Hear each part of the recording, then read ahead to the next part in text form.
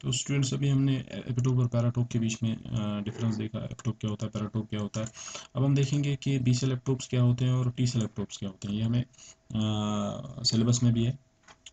यहाँ पे पहला पॉइंट जो है, एपिटोप और पैराटोप जो है they must be complementary in shape. जैसे ये अगर एपिटोप है और ऐसा ही पैराटोप भी होना चाहिए, यानी कि जो एंटीजन पे बाइंडिंग साइट है, जो इसकी शेप है, वैसी शेप उसकी होनी चाहिए जो एंटीबॉडी पे बाइंडिंग साइट है।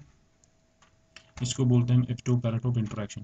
क्योंकि ये जो इंटरेक्शन होती है एंटीजन और एंटीबॉडी के बीच में, ये वीक इंटरेक्शन होती है, हाइड्रोफोबिक इंटरेक्शन होती है। ये चीज़ आपको याद रखना है। नंबर 2 पॉइंट जो है, जो साइज़ होता है एपिटोप का, ये पैराटोप से बड़ा नहीं होना चाहिए। यानी कि antigen binding site, antigen determinant का शेप या साइज़ उसका बड़ा नहीं होना चाहिए as compare to T cell receptor और as compare to this binding site on the antibody. ठीक है। नंबर 3 पॉइंट, जितने भी एपिटोप्स हैं आपके, मोस्टली इनमें हाइड्रोफिलिक अमीनो एसिड्स होते हैं, वाटर लविंग अमीनो एसिड्स। और जो हाइड्रोफोबिक अमीनो एसिड्स वो इनसाइड होते हैं एपिटोप के, मतलब they are buried inside this epitope. Epitope के सेंटर में होंगे हाइड्रोफोबिक अमीनो एसिड्स, उनको बाहर नहीं लाया जाता है, बाहर की तरफ हाइड्रोफिलिक अमीनो एसिड्स होते हैं। उसके बाद नंबर 4 पॉइंट जो है आपका, 4th पॉइंट में इसमें सिक्वेंशियल और नॉन सिक्वेंशियल अमीनो एसिड दोनों हो सकते हैं। सिक्वेंशियल अमीनो एसिड मतलब आपका एलानीन है, ग्लाइसिन है, फिर से एलानीन है, फिर से ग्लाइसिन है। This is called sequential amino acid sequence. अब नॉन सिक्वेंशियल भी हो सकते हैं। नॉन सिक्वेंशियल मतलब एलानीन है, लाइसिन है, उसके बाद ग्लाइसिन है, मतलब कोई सीक्वेंस नहीं होगी, नॉन सिक्वेंशियल अमीनो एसिड्स होंगे। In sequential epitope the amino acids are in contiguous fashion along the peptide, जो मैंने पहले बताया आप लोगों को। सिक्वेंशियल में alanine, guanine, alanine, sorry, alanine, glycine, alanine, फिर से ग्लाइसिन, फिर से एलानीन। और non sequential, while non sequential has residue from different segments, मतलब जो नॉन सिक्वेंशियल होंगे उसमें ऐसे होंगे जैसे एलानीन है, ग्लाइसिन है, फिर ल्यूसीन है, लाइसिन है, प्रोलीन है, ऐसे करके। नंबर 5th पॉइंट जो है इसमें, number 5th point, epitopes tend to show side mobility and are present in flexible regions. Epitopes जो है ये साइट मोबिलिटी दिखाते हैं, they are mobile, mean to say mobility यहाँ पे इसका मतलब है they can change their conformation and are present in flexible regions. जो फ्लेक्सिबल रीजन्स होते हैं, जो मूव कर सकते हैं रीजन्स, ठीक है, जैसे जिनमें प्लास्टिसिटी होगी, टी एंड डी, यहाँ पे टेन टी एंड डी है, they tend to show side mobility and are present in the flexible regions. Number 5 point, they are hydrophilic amino acids होंगे, accessible and formation of binary complex, they are accessible, these epitopes are accessible, आराम से वहाँ पे paratope bind हो सकते हैं।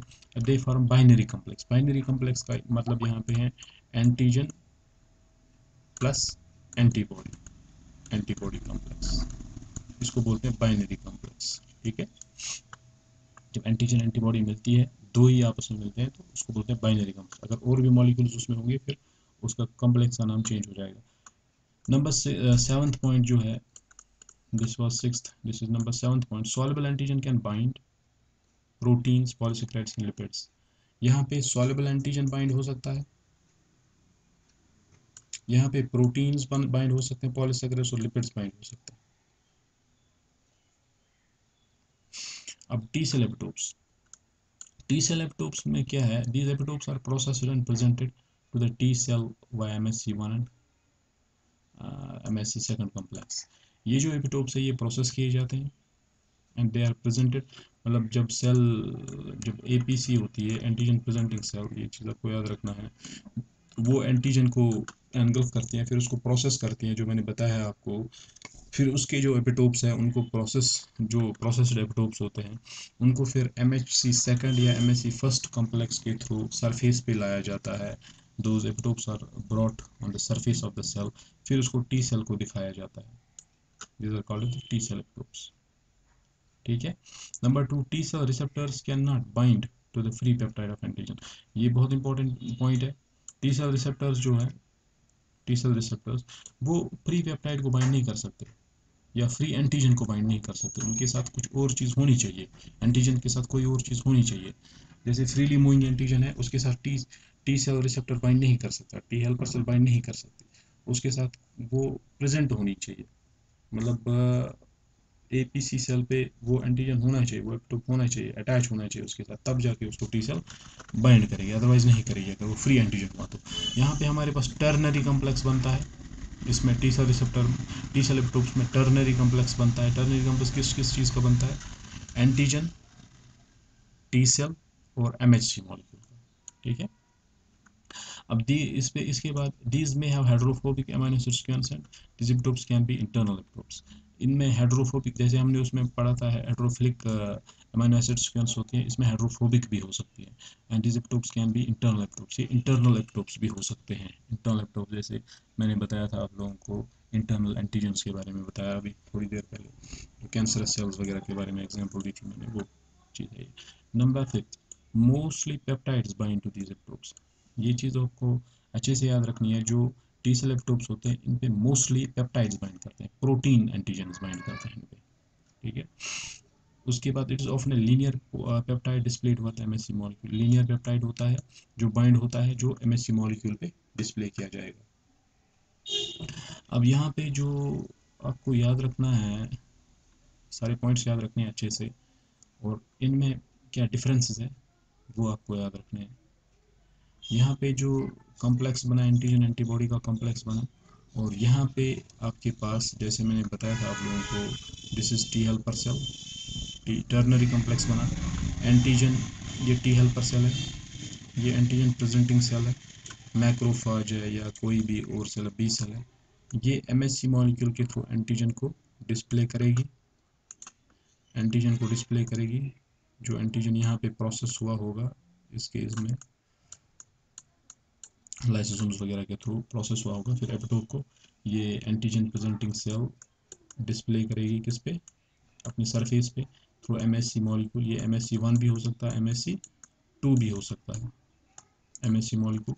और फिर ये टी सेल रिसेप्टर को दिखाया जाएगा, प्रेजेंट किया जाएगा, टी हेल्पर सेल है ये, टी सेल। यहाँ पे टर्नरी कॉम्प्लेक्स बनेगा, कैसे? एक हमारे पास यहाँ पे एंटीजन है, ये एंटीजन है, ओके। उसके बाद टी सेल है, and we have MHC complex, so this forms a ternary complex। यहाँ पे जो एपिटोप्स है, इस पे हाइड्रोफोबिक अमीनो एसिड्स हो सकते हैं, देयर में भी हाइड्रोफोबिक अमीनो एसिड्स। और जो हमने बी सेल एपिटोप्स में पढ़ा, there are always hydrophilic amino acids outside, और हाइड्रोफोबिक जो होते हैं वो इनसाइड होते हैं। You have to remember this things clearly. और एपिटोप पैराटोप के बारे में जो मैंने बताया वो भी आपको अच्छे से याद रखना है, इस पे ऑब्जेक्टिव 100% आते ही आते हैं, इसको अच्छे से देख लेना है इन वीडियोज़ को। Thank you very much.